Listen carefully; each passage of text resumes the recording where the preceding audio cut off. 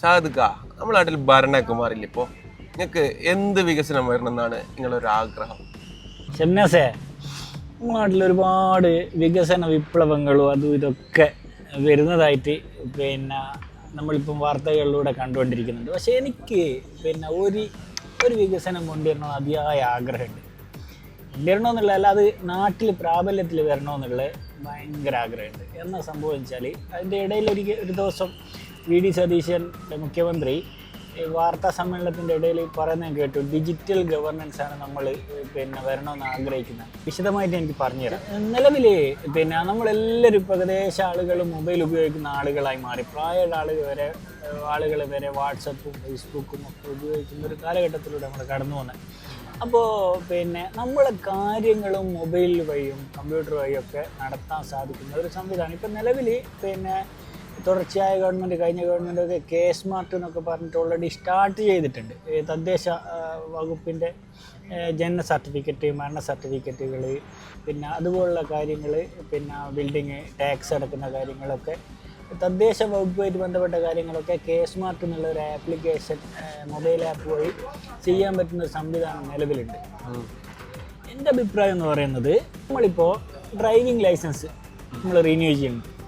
Driving licence നമ്മൾ renew ചെയ്യണമെങ്കിൽ നമ്മൾ അക്ഷയ സെൻറ്ററിൽ പോകണം. അക്ഷയ സെൻറ്ററിൽ പോയിട്ട് നമ്മൾ കണ്ണ് ടെസ്റ്റ് ചെയ്തതിന് ശേഷം അക്ഷയ സെൻറ്ററിൽ പോയിട്ട് അവർ ഒരു ആപ്ലിക്കേഷൻ വഴി, ഒരു വെബ്സൈറ്റ് വഴിയിട്ടാണ് നമ്മൾ ചെയ്യുക. നമുക്ക് മൊബൈലിലും കമ്പ്യൂട്ടറിലൊക്കെ ചെയ്യാൻ പറ്റുന്നൊരു സംഗതിയാണത്. അതുപോലെ ഓരോ ആവശ്യത്തിനും ഓരോ സൈറ്റുകളിൽ പോയിട്ടും ബാക്കിയുള്ള കാര്യങ്ങൾക്ക് നമ്മൾ ഗവൺമെൻറ് ഓഫീസുകളിൽ പോയിട്ടാണ് ഇപ്പോൾ കാര്യങ്ങൾ ചെയ്തുകൊണ്ടിരിക്കുന്നത്. അപ്പോൾ ഈ കാര്യങ്ങളെല്ലാം കൂടി ഒരു കേരളത്തിൻ്റെതായിട്ടൊരു മൊബൈൽ ആപ്പ്, ഒരു സൈറ്റ്, ഒരു പ്ലാറ്റ്ഫോം. അപ്പോൾ നമുക്ക് ഡ്രൈവിംഗ് ലൈസൻസ് പുതുക്കണമെങ്കിൽ, ഈ ജനന സർട്ടിഫിക്കറ്റുകൾക്ക്, അതുപോലെ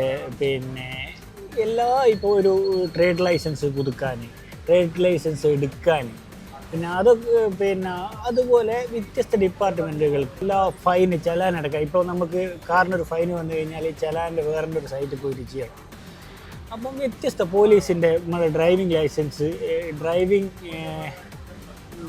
കാറിൻ്റെ RC റിന്യൂ ചെയ്യാൻ, അതുപോലെ എല്ലാ ഡിപ്പാർട്ട്മെൻറ്റിൻ്റെ കാര്യങ്ങളും നമുക്ക് ഒരു സ്ഥലത്ത് ഒരു പ്ലാറ്റ്ഫോമിൽ ചെയ്യാനാവുക എന്നുള്ളത് അതൊരു വലിയ കാര്യമായിരിക്കും. കാരണം നമ്മുടെ ഡിപ്പാർട്ട്മെൻറ്റിലുള്ള ഉദ്യോഗസ്ഥന്മാരെ ഫേസ് ടു ഫേസ് കാണാതിരിക്കുക എന്നുള്ളത് തന്നെ വലിയൊരു അഴിമതി ഇല്ലാണ്ടാക്കുന്ന ഒരവസ്ഥയായിരിക്കും.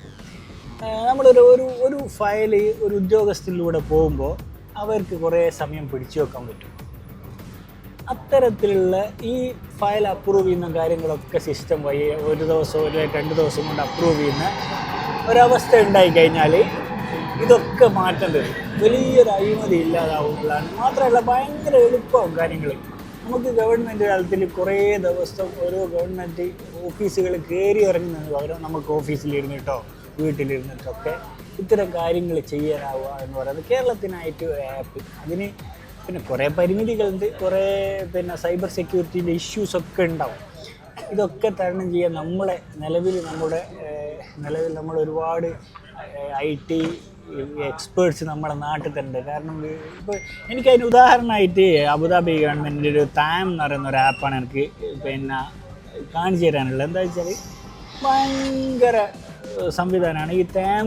ഇതിലേണ്ട നമ്മുടെ ഇലക്ട്രിസിറ്റി ബില്ല് പേയ്മെൻറ്റ് എത്രയുണ്ട്, നമ്മുടെ ഫൈൻ എത്രയുണ്ട്, അതുപോലെ തന്നെ നമ്മളെ ഡോക്യുമെൻറ്റുകൾ, നമ്മുടെ ഇവിടെ ഇത് അബുദാബിൻ്റെ എമിറേറ്റ്സ് ID വിസ കാര്യങ്ങളൊക്കെ ഇതിലുണ്ടാവും. നമ്മുടെ നാട്ടിൽ നമ്മുടെ ജനന സർട്ടിഫിക്കറ്റ്, അതുപോലെ മറ്റു കാര്യങ്ങളൊക്കെ ഉണ്ടല്ലോ, നമ്മളുമായിട്ട് ബന്ധപ്പെട്ട ഡോക്യുമെൻറ്റുകളൊക്കെ ഇതിലുണ്ടാവുക.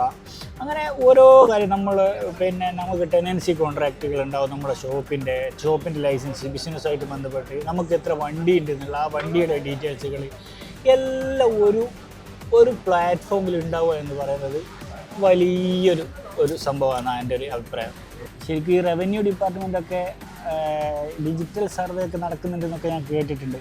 നമ്മുടെ ആധാരങ്ങളും കാര്യങ്ങളൊക്കെ ഡോക്യുമെൻറ്റേഷൻ ചെയ്യാൻ വേണ്ടിയിട്ടുള്ള അതൊക്കെ ചെയ്ത് കംപ്ലീറ്റ് ആകുകയാണെങ്കിൽ നമ്മുടെ ആധാരങ്ങൾ പോലും നമ്മുടെ ആപ്പ് ലോഗിൻ ചെയ്ത് കഴിഞ്ഞാൽ അതിൽ നിന്ന് ഡൗൺലോഡ് ചെയ്യാൻ പറ്റുന്നൊരവസ്ഥയിലേക്കൊക്കെ മാറും. അതൊക്കെ വരുമെന്ന് പ്രതീക്ഷിക്കാം. എന്തായാലും അത്തരത്തിലൊരു മാറ്റത്തിലേക്ക് നമ്മുടെ കേരളം പോകും തന്നെയാണ് ഞാൻ പ്രതീക്ഷിക്കുന്നത്. അത്തരത്തിലുള്ള വികസനം നമ്മുടെ നാട്ടിൽ വരട്ടെ എന്ന് ഞാൻ ആത്മാർത്ഥമായി ആഗ്രഹിക്കുന്നു. നീ ചോദിച്ചുകൊണ്ട് പറഞ്ഞാണ് നീ എന്ത് വിപ്ലവമാണ്, എന്ത് വികസനമാണ് വരേണ്ടതെന്ന് എൻ്റെ ആഗ്രഹം ചോദിച്ചുകൊണ്ടാണ്. ഞാൻ ആഗ്രഹിക്കുന്ന വികസനങ്ങളിൽ ഒരു വികസനമാണ് ഈ ഒരു വികസനം.